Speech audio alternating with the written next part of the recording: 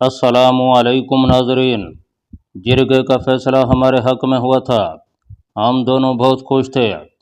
सरदार खुशहाल खान और काबिल खान भी खुशी से फूले नहीं समा रहे थे। दोनों भाइयों ने खलूस दिल से हमें मुबारकबाद दी थी। बैठक में आते ही पलवशा नम आँखों के साथ मुझसे लिपट गई थी। राजू, आपकी बदौलत आज मुझे यह दिन देखना पड़ा कि पूरे इलाके में कबील खान की बदकिरदारी खुलकर सामने आ गई। वो अपने अंजाम को पहुंचा, उसका भाई भी कत्ल हुआ और मैं सुरखरू हूँ। इसके साथ मुझे आप जैसा शरीक हयात मिला। मैं अल्लाह पाक का जितना शुक्र अदा करूँ कम है। ठीक है जी, अल्लाह पाक का शुक्र तो हर इंसान को हर हाल में अदा करते रहना चाहिए, लेकिन फ़िलहाल तुम वही कपड़े पहनो जो तुम्हें काबिल खान ने ला कर दिए थे। अभी लो। वो दीवार पर टंगे कपड़ों की तरफ बढ़ गई। मैंने भी उसकी जानब से रुख फेर लिया था। अब बताएं कैसी लग रही हूँ। थोड़ी देर बाद उसकी आवाज़ उभरी। मैं उसकी जानब मुड़ा। इस मर्तबा भी मुझ पर पहले वाली कफियत तारी हो गई थी। मुझे मबहूत देखकर वो एक बार फिर शर्माने लगी। इस शौक और चर्चा लड़की की शर्मीली अदाएँ कुछ ज़्यादा ही बाअसर थीं। मेरी माहवियत में काबिल खान की आमद से खलल पड़ा। वो खाना लेकर आया था। खाने वगैरह से फारिग होकर खुशहाल खान भी आ गया।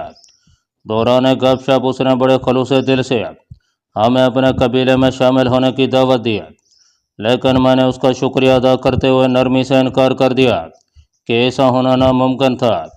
मेरे साथ सिर्फ पलवशा का गम नहीं था, वो मुझे जितनी प्यारी जितनी अजीज़ होती, पहला हक मेरे वतन का था। उनके जाने के बाद पलवशा मिसर हुई कि हमें सरदार खुशहाल खान की बात वक्ती तौर पर मान लेनी चाहिए और वहीं रिहाइश इख्तियार कर लेनी चाहिए। इस तरह हमारी शादी भी एक दो दिन के अंदर हो सकती थी। मैंने उसे हल्के से डांटते हुए कहा, लड़कियां अपनी शादी की बात ना तो इस बेबाकी से करती हुई अच्छी लगती हैं और ना बार बार शादी के लिए बेचैनी जाहिर करती हैं। ठीक है, ना माने, पहले भी आपने कभी मेरी मानी है जो आज मानेंगे। मुंह फुलाकर वो मेरे पास से उठकर दूसरी चरपई पर जा लेटी। पगली, जब कह दिया कि जल्द ही शादी हो जाएगी, फिर खफा होने का मतलब है?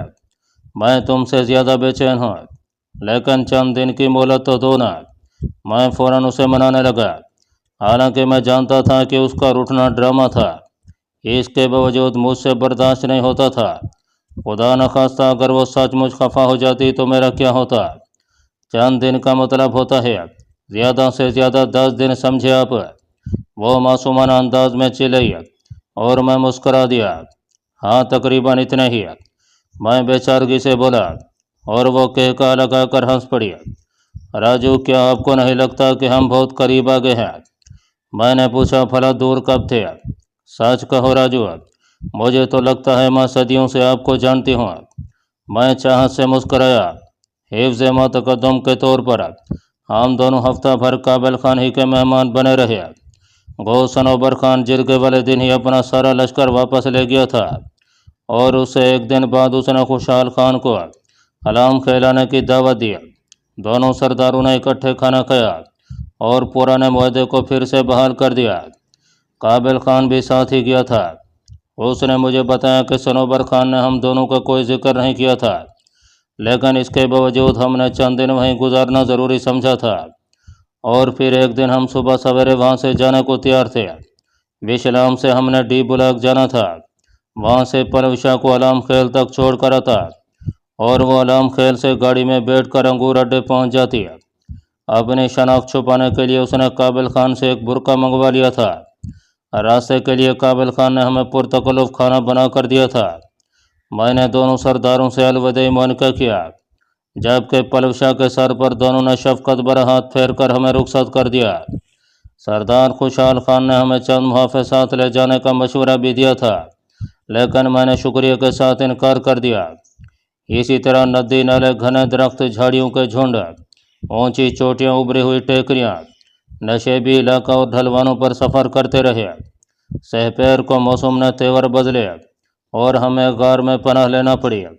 सबसे पहले तो हमने खुश्क लकड़ियों का अंबार जमा किया और फिर आराम करने लगे।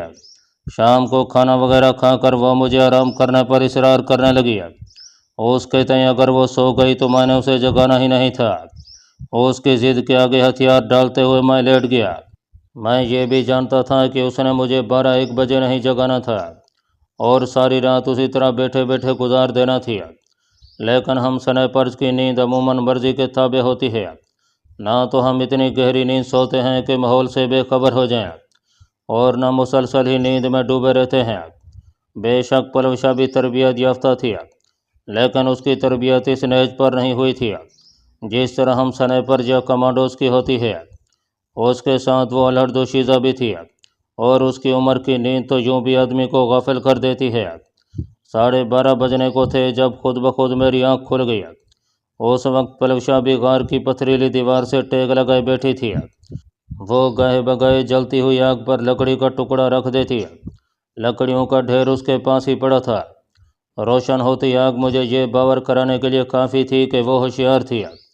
سلیپنگ بیگ سے باہر آتے ہوئے میں نے کہا، آؤ سو جاؤ، اتنی جلدی آپ جاگ گئے۔ وہ اب بھی مجھے سلانے پر کمر بستہ تھی۔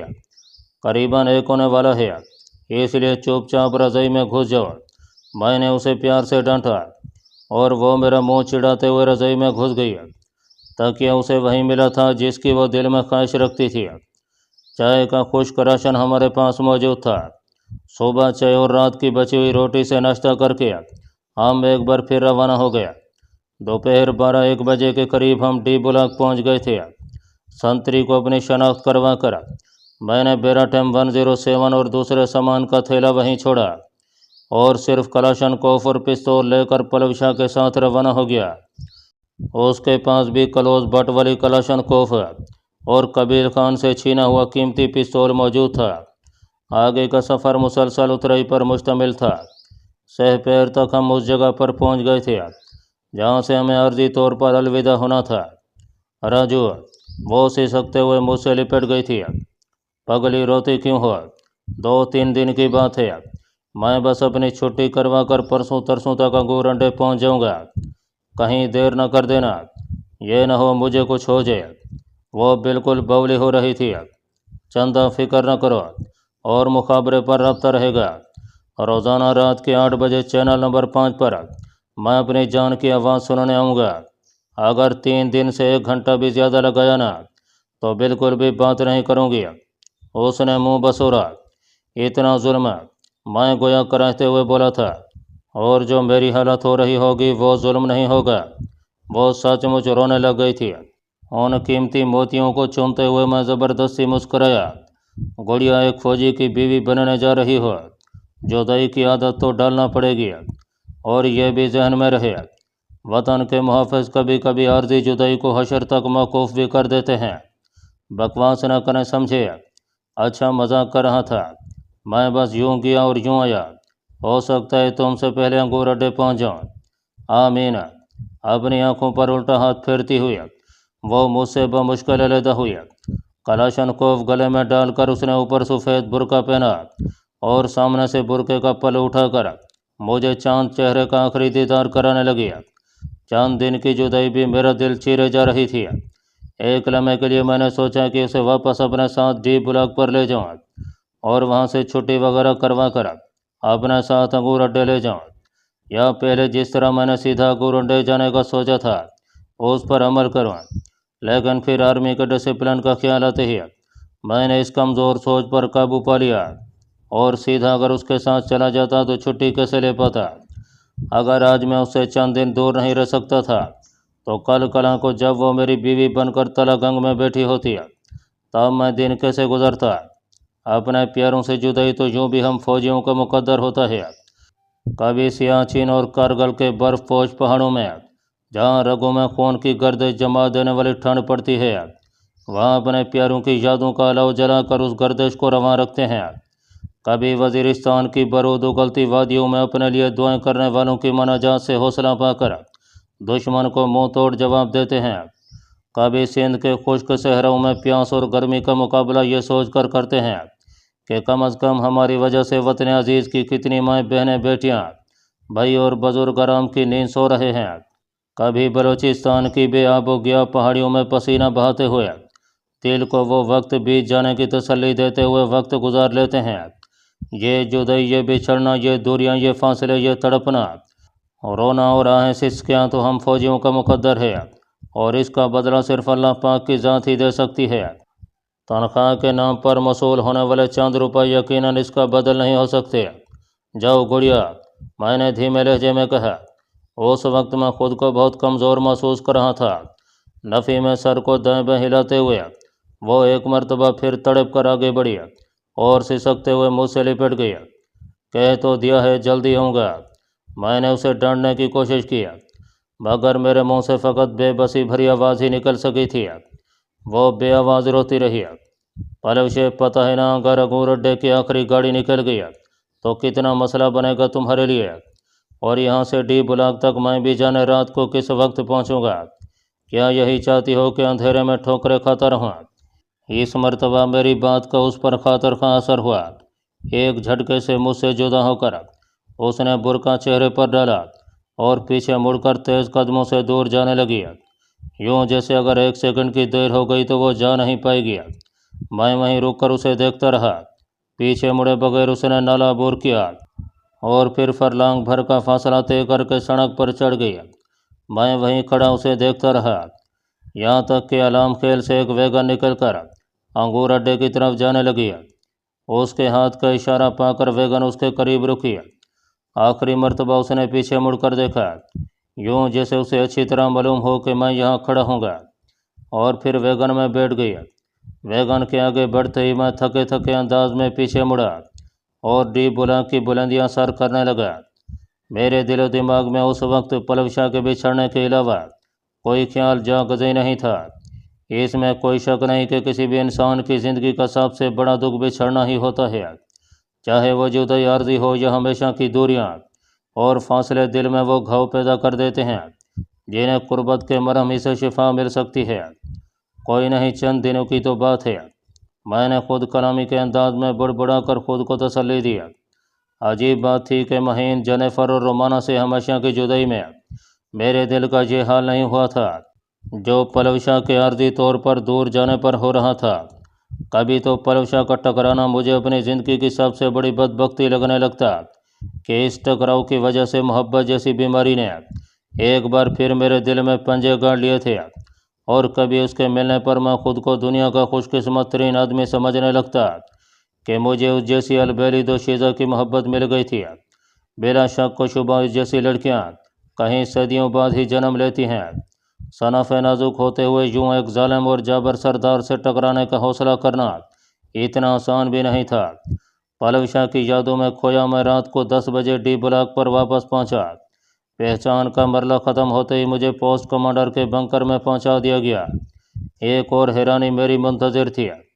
سردار خان کو وہاں موجود پا کر میں حیرت سے اچھل پڑا تھا۔ مجھے دیکھتے ہی اس کے چہرے پر دکھ بھرے آثار نمودار ہوئے، لیکن اس سے پہلے پوسٹ کمانڈر نے مجھ سے منع کیا اور پھر ہمیں اکیلا چھوڑ کر باہر نکل گیا۔ پوسٹ کمانڈر کے باہر جاتے ہی وہ میرے گلے لگ کر رو پڑا تھا۔ یار راجے، چنارے مجھے چھوڑ کر چلی گئی۔ لیزونا کے ساتھ محبت کرنے کی اس نے مجھے اتنی بڑی سزا دے دی کہ ہمیشہ ہمیشہ کے لیے تعلق توڑ لیا۔ کم از کم ایک بار متنبہ تو کرتی۔ اس کے بعد اگر میں لیزونا کا ذکر کرتا تو اس کا ایسا کرنا بنتا تھا۔ یوں بغیر کچھ کہے سنے روٹ جانا کوئی انصاف تو نہیں ہے نا یار۔ سردار کا غم دیکھتے ہوئے میرے دل سے عارضی طور پر پلوشا کی جدائی کا دکھ غائب ہو گیا تھا۔ اس کی پیٹھ تھپ تھپاتے ہوئے میں گلوگیر لہجے میں بولا، جو ہوتا ہے اچھے کے لیے ہوتا ہے دوست۔ میری بہن کا وقت مقرر تھا، اور یہ بھی تو سوچو کہ مرتے ہوئے کم از کم اس کے دل میں کسی سوکن کا اذیت بھرا خیال موجود نہیں تھا، اور سب سے بڑھ کر وہ اب بھی سلطان خان کی شکل میں تمہارے پاس موجود ہے اور انشاءاللہ ہمیشہ موجود رہے گی۔ اسی بات نے تو مجھے بھی حوصلہ دیا ہے، ورنہ جانے میرا کیا ہوتا۔ مجھ سے علیحدہ ہو کر وہ چارپائی پر بیٹھ گیا۔ چھٹی خود بڑی تھی یار، وہ قطع کلامی کرتا ہوا بولا۔ کمانڈنگ افیسر ملک عرفان صاحب نے تعزیتی فون کر کے ساتھ ہی مہینہ مزید گھر رہنے کا حکم دے دیا تھا۔ اب سلطان کو کس کے پاس چھوڑے ہو؟ اپنی چھوٹی بہن کے حوالے کرے ہوں۔ اس کی دوسری ماں کو بلوا لینا تھا۔ بھول میں چھایا بوجھل پن ختم کرنے کے لیے میں نے لیزونا کا ذکر کیا۔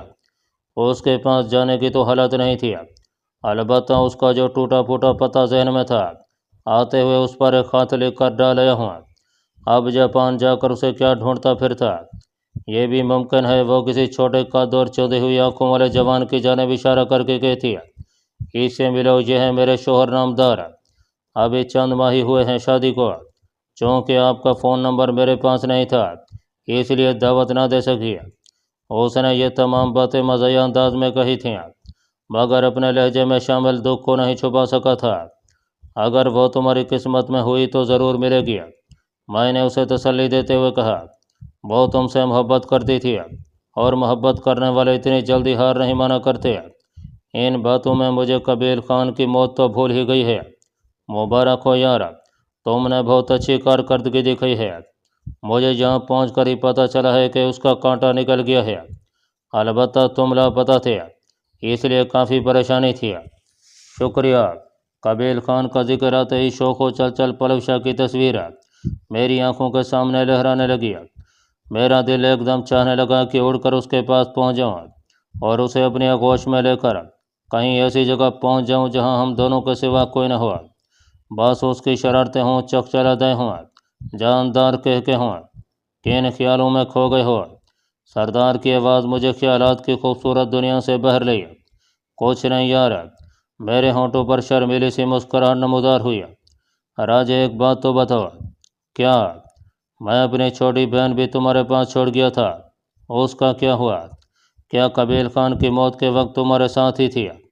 यकीनन उसका भी इसकी मौत पर वो खुश तो हुई होगी। हाँ, बहुत खुश थी। मैंने इस बात में सर हिला दिया। वैसे मैं तो डर रहा था कि मेरे जाते ही तुमने उस मासूम को भगा दिया होगा। पलवशा का जिक्र आते ही मेरे मुंह में मिठास घुल जाती थी। मैंने मुतबस्सम होकर कहा, वो इतनी आसानी से भागने वालों में से नहीं है। सरदार ने कहा लगाया, सही कहा। वैसे तुम्हें तो वो खूब तंग करती थी। क्या मेरे जाने के बाद भी वो तुम्हें इसी तरह धमकियां देती रही है कि कबीर खान के कत्ल के बाद तुम्हें जान से मार देगी? धमकियां तो वो देती थी, लेकिन बाद में उसकी धमकी तब्दील हो गई थी। भला नई धमकी क्या थी? सरदार ने इश्तियाक से पूछा। मैंने आंखें बंद करते हुए कहा, यही कि वो खुदकुशी कर लेगी। सरदार ने हैरानी से कहा, अबे क्या कह रहा है? भला ये क्या धमकी हुई? ऐसी धमकी तो किसी चाहने वाले को दी जाती है। मैं मुस्कुराया, तो चाहने वाले ही को देती थी ना? क्या? सरदार ने मुझे यूं आंखें फाड़ कर देखा जैसे मेरे सर पर सींग उग गए हों। मेरे कान वही सुन रहे हैं जो तुम कह रहे हो, या मेरा दिमागी फतूर है? गो फतूर तो हर पठान के दिमाग में हर वक्त मौजूद होता है, लेकिन इस वक्त तुमने वही सुना जो मैंने कहा। मगर यह सब कैसे हुआ? खुशी और हैरत की मिली जुली कैफियत में वो मुझसे लिपट गया था। पता नहीं यार, मैंने आंखें मूंदते हुए पलवशा का तस्वुर करते हुए कहा। बस एकदम मुझे लगा कि वो मेरे लिए नागरेज है। इतनी कि बाकी लड़कियों के बगैर तो मैं आज भी जिंदा हूँ, लेकिन उसके बगैर मैं जिंदा नहीं रह पाऊँगा। राजे, यूँ एकदम ये सब कैसे हो गया? मुझे फ़ौरन तफसील से सारी कहानी सुनाओ। ये ना हो मेरा सांस रुक जाए। तुम्हारे जाने के बाद मैं औरंगज़ेब साहब से मिलने गया था। वो ज़बरदस्ती मेरे गले पड़ी रही, और फिर मैंने तफसील से उसके सामने सब कुछ दोहरा दिया। जाने कब से मैं तरस रहा था कि कोई राजदार मुयस्सर हो जिसके सामने मैं अपनी पलवशा का जिक्र करूं और ये एतराफ़ करूं कि मैं उसे कितना चाहता हूं, उसके लिए क्या कर सकता हूं, और वो मेरे लिए कितनी अहम और ज़रूरी है। मतलब तुम अभी उसे रुखसत करके आ रहे हो? अगर मुझे पता होता तो अपनी बहन से मुलाकात ही कर लेता। मैंने कहा, वो भी तुमसे मिलकर बहुत खुश होती है। राजे, पलवशा जैसी शरीक हयात तुम्हें चिराग लेकर ढूंढने पर भी नहीं मिलेगी। होटल के अंदर जब मैं तुम्हारी गैर मौजूदगी में उसे समझा रहा था कि मेरे आने तक तुम्हें कोई उल्टी सीधी बात ना करे वगैरह वगैरह, उसी वक्त उसने मुझे यही कहा था कि सरदार भाई फिक्र न करो, तुम्हारे राजे को तो मैं ऐसा सीधा करूँगी कि वापसी पर उसे पहचान नहीं पाओगे। और यकीनन जैसा कहा था वैसा ही कर दिखाया। वो है ही ऐसी है। मुझे पलवशा की तारीफ से खुशी मिल रही थी। उसी वक्त वहाँ रखे सरकारी फ़ोन की घंटी बजी, मगर हमने उसे नज़रअंदाज कर दिया। फ़ोन 2-3 मरतबा बजकर खामोश हो गया। मुझे अनकरीब ही अपने दोस्त के सर पर सेहरा सजता दिखाई दे रहा है। सरदार ने ख्याल ज़ाहिर किया, میرے جواب دینے سے پہلے ہی دروازہ ہلکے سے بجا کر ایک آدمی نے اندر جھانکا۔ سر، اورنگزیب صاحب بات کرنا چاہ رہے ہیں۔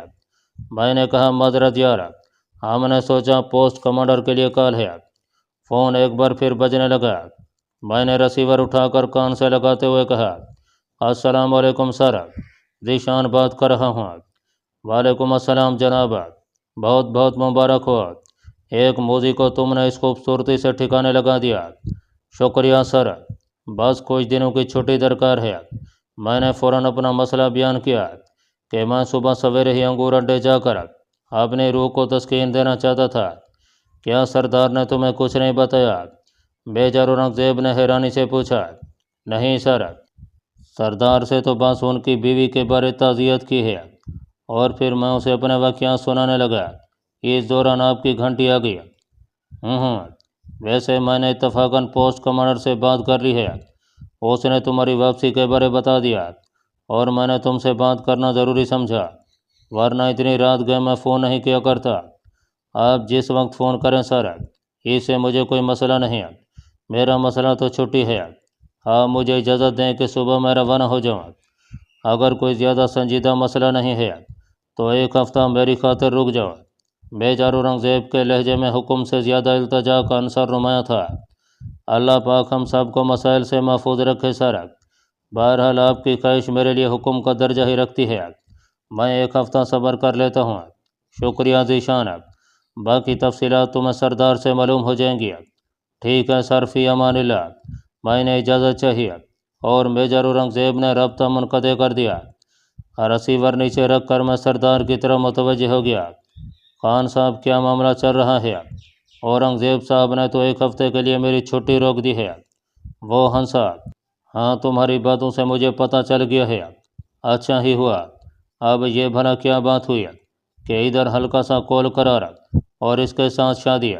چند دن صبر کرو میرے بھائی، رات کے 2 ہونے والے ہیں۔ شام سے تمہارے منہ سے پلوشا پلشا کی رٹ سن رہا ہوں۔ وہ ہے اس قابل کہ اسے یاد کیا جائے۔ تمہاری لیزونا کی طرح نہیں ہے کہ آنکھ سے اوجھل ہوتے ہی تم ایک دوسرے کو بھول گئے۔ بکواس نہ کرو اور سو جاؤ۔ وہ فوراً رضائی میں گھس گیا۔ اچھا، مجھے تفصیل تو بتا دو، آخر ہفتے کے لیے میری چھٹی کیوں رکوا رہے ہیں؟ بتایا تھا نا کہ پلوشا نے 3 دن کی مہلت دی ہوئی ہے۔ ایک دن بھی اوپر ہونے کی صورت میں اس نے بات نہیں کرنی۔ اتنے ماہ ہو گئے ہیں میں نے لیزونا سے بات نہیں کی، تو کیا ہوا زندہ ہونا؟ تم بھی نہیں مرو گے۔ خیر، تفصیلات جانے بغیر تو میں نے تمہیں سونے نہیں دینا۔ میں نے 2 ٹوک لہجے میں کہا۔ گزشتہ 1 ماہ سے دہشت گردوں کے حملوں کی رفتار میں خاطر خواہ اضافہ ہوا ہے۔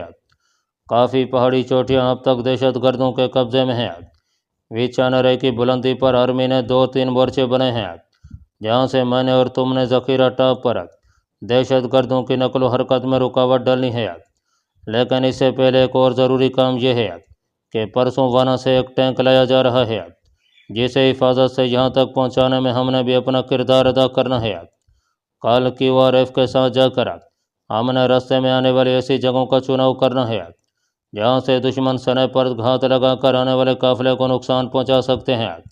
کچھ حساس جگہوں پر فوجی جوان پکٹی کریں گے، کچھ جگہ راستے میں آنے والی پوسٹیں سنبھالیں گی، اور ہم نے بھی اس کارروائی میں اپنا حصہ ڈالنا ہے۔ ٹینک اور اس علاقے میں نے حیرانی سے پوچھا۔ جی ہاں، اور یہ ذخیرہ ٹانپ کے خلاف منگوایا جا رہا ہے۔ ڈی بلاک کے اوپر جو پوسٹ ہے 3349، اس پر سے ذخیرہ پوسٹ کو نشانہ بنایا جائے گا۔ میرا خیال ہے اتنی بلندی پر ٹینک کا چڑھنا ایک ریکارڈ ہی ہوگا۔ اورنگزیب صاحب بھی یہی بتا رہے تھے۔ سردار نے اس بات میں سر ہلا دیا۔